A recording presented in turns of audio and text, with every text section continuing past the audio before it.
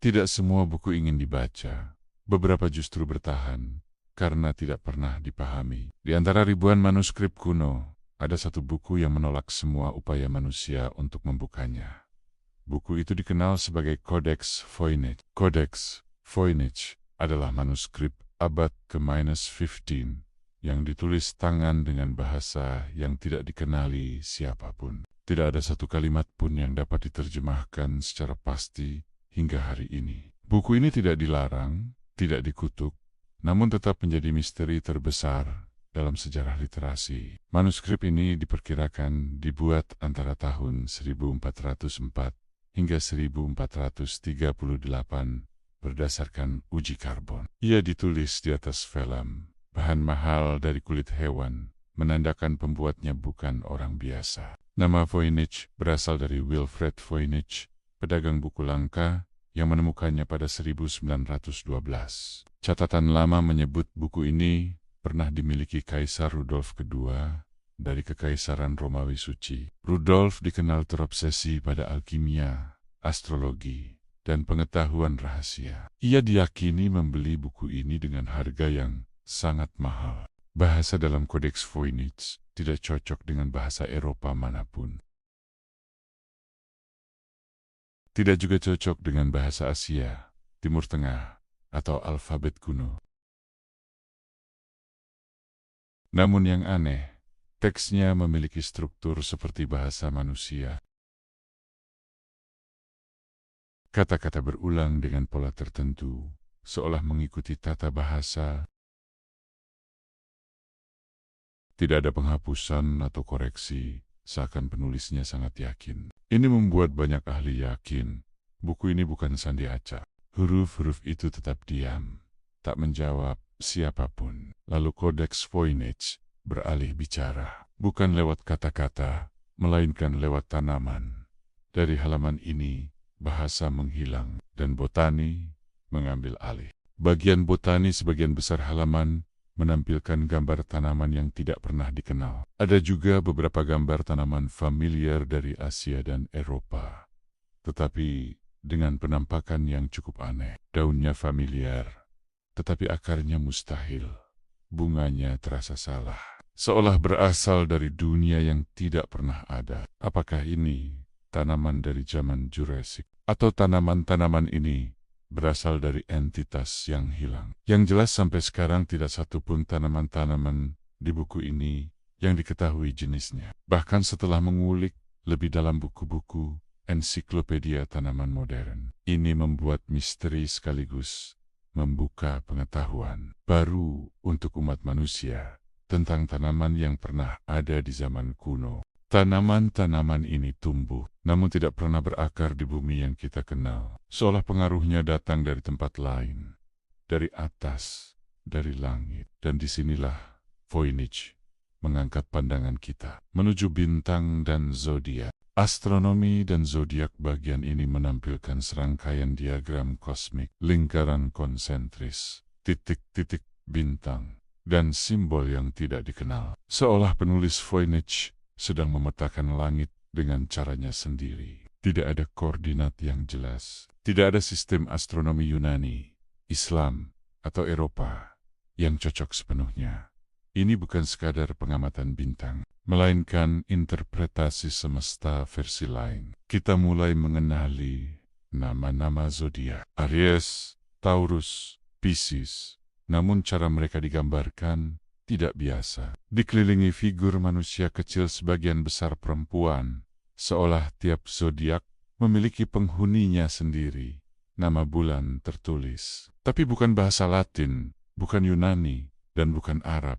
Ini membuat peneliti bertanya, apakah ini zodiak atau kalender rahasia? Lingkaran kosmik ini tidak mengikuti aturan astrologi manapun yang dikenal manusia modern. Tidak sesuai sistem Ptolemaic, tidak cocok dengan astrologi Babilonia. Bahkan berbeda dari manuskrip Eropa abad ke-15. Mungkinkah ini adalah sistem langit alternatif atau catatan dari tradisi yang telah hilang dari sejarah? Atau apakah si penulis tidak ingin langitnya dipahami oleh siapapun selain dirinya sendiri. Beberapa diagram menunjukkan titik-titik berulang yang tersusun melingkar. Jumlahnya tidak acak, tapi juga tidak mengikuti peta bintang manapun. Para peneliti menduga, langit dalam Voynich bukan sekadar ramalan nasib, melainkan penanda waktu penting, musim, siklus tubuh, atau momen ritual yang tak tercatat sejarah. Di sini, bintang tidak hanya bersinar, mereka mengatur kehidupan. Arah rotasi diagram, jarak antar simbol, dan absennya penjelasan. Semua mengarah pada satu kemungkinan. Sistem ini memang tidak dibuat untuk dipahami publik. Bisa jadi hanya orang tertentu, tabib, astrolog rahasia, atau kelompok kecil yang mengetahui cara membaca langit ini. Voynich tidak menjelaskan langit kepada kita. Ia hanya memperlihatkannya, lalu menyembunyikan maknanya. Dan setelah menatap langit terlalu lama, manuskrip ini membawa pandangan kita ke bawah, menuju tubuh, cairan, dan rahasia yang tersimpan di dalam manusia. Bagian biologis inilah bagian paling membingungkan dari Kodeks Voynich. Di sini, bahasa seolah menghilang dan gambar mengambil alih sepenuhnya. Tidak ada tanaman, tidak ada bintang. Yang tersisa hanyalah tubuh manusia dan sesuatu yang mengalir di dalamnya. Puluhan figur perempuan telanjang terlihat berendam dalam cairan berwarna hijau. Wajah mereka tenang, seolah cairan ini bukan air biasa. Tidak ada ekspresi sakit, tidak ada rasa takut, seakan mereka sedang diproses, bukan dimandikan. Apakah ini ritual penyembuhan atau gambaran tubuh manusia dari sudut pandang yang tidak kita pahami? Yang membuat bagian ini semakin aneh adalah pipa-pipa yang menghubungkan satu kolam ke kolam lain. Cairan mengalir, tubuh saling terhubung, seperti sistem biologis yang hidup. Namun bentuknya terlalu simbolis untuk anatomi dan terlalu terstruktur untuk sekadar seni. Mungkinkah ini gambaran aliran kehidupan?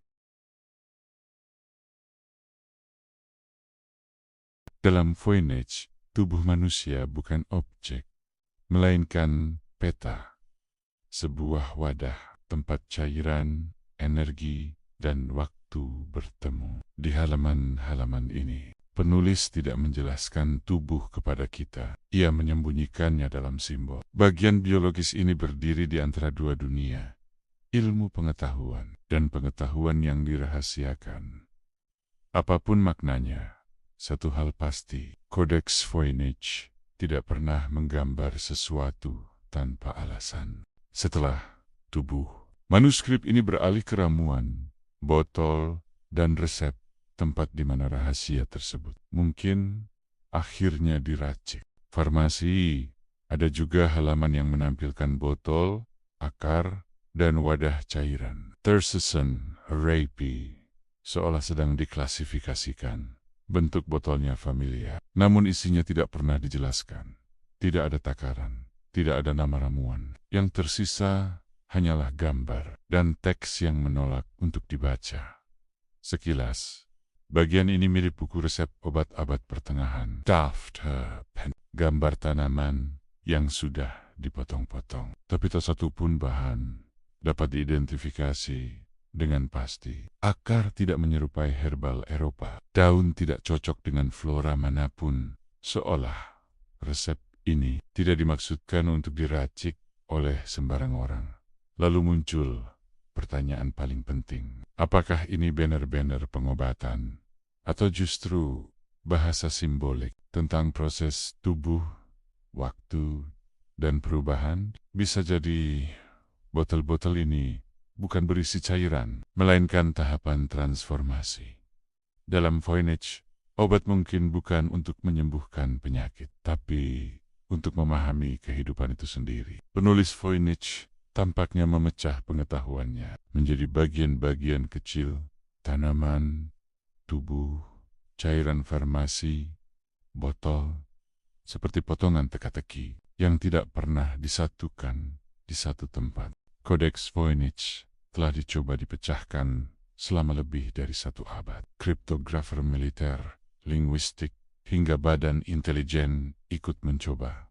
semua menemui kegagalan. Komputer modern menunjukkan teksnya tidak acak. Pola statistiknya sangat mirip bahasa alami. Namun pola tidak selalu berarti makna. Sebagian percaya ini adalah bahasa asli yang telah punah. Yang lain meyakini sistem enkripsi multilapis yang sangat maju. Ada pula teori bahasa buatan, diciptakan untuk menyembunyikan ilmu. Beberapa orang menyebutnya sebagai hoax paling cerdas dalam sejarah. Namun membuat buku semahal ini hanya untuk lelucon terasa tidak masuk akal. Dan mengapa tak satu pun pembuatnya mengaku? Codex Voynich memperlihatkan satu hal penting tentang manusia. Kita sulit menerima bahwa sesuatu mungkin tidak bisa dipahami. Semakin tak dimengerti, semakin kita terobsesi.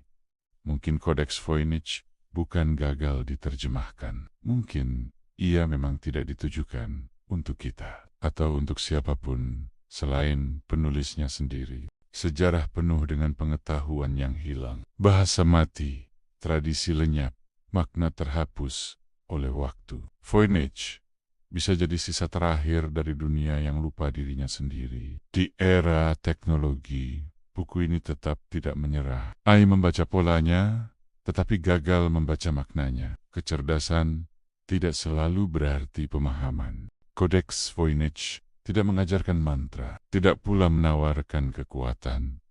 Ia hanya diam. Dalam diam itu, ia bertanya kepada manusia, apakah semua hal memang harus dimengerti? Atau beberapa hal cukup untuk diakui keberadaannya? Codex Voynich tetap tertutup, tidak rusak oleh waktu, tidak takut pada teknologi, tidak gentar pada penasaran manusia. Ia bertahan sebagai pengingat bahwa pengetahuan tidak selalu ingin ditemukan, dan mungkin tidak semua rahasia ditulis untuk dibuka. Beberapa hanya ditulis untuk tetap menjadi misteri. Codex Voynich, buku yang berbicara dengan cara tidak berbunyi. Dan sampai hari ini, ia masih menunggu. Bukan untuk diterjemahkan, tetapi untuk diterima. Sebagai bukti bahwa manusia tidak selalu menang terhadap waktu, terhadap makna, dan terhadap misteri itu sendiri. Jika kalian suka dengan video ini, jangan lupa untuk like, share, dan subscribe. See you to next video.